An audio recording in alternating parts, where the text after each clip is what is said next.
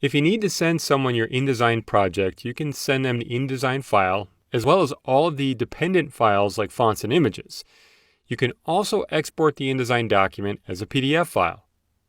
The PDF file will look like the original InDesign document and can even be used, if saved properly, to print your InDesign project. The person you send the PDF to will only need a free PDF reader to view it. If you want to follow along, you can open your own document or this file from the practice files for this tutorial. To save this document as a PDF file, choose File, Export. In the Export dialog box that opens, choose a location to save the file. Click the Format menu to see a listing of export formats. You should see two PDF options, Print and Interactive.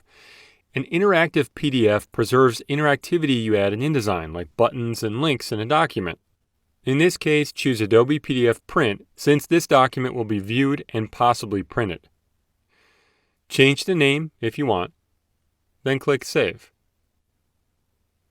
In the Export Adobe PDF dialog box that appears, you can start by choosing a preset from the Adobe PDF preset menu at the top, depending on what your PDF is for.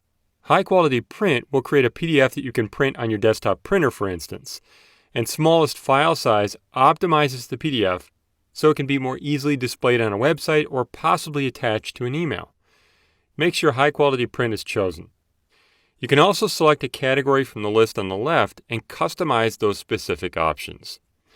In this case, you can simply click Export to save the file as a PDF. Knowing which options to select when you export your InDesign files to PDF enables you to generate PDFs that are suitable for different uses, including viewing, printing, commenting, and more.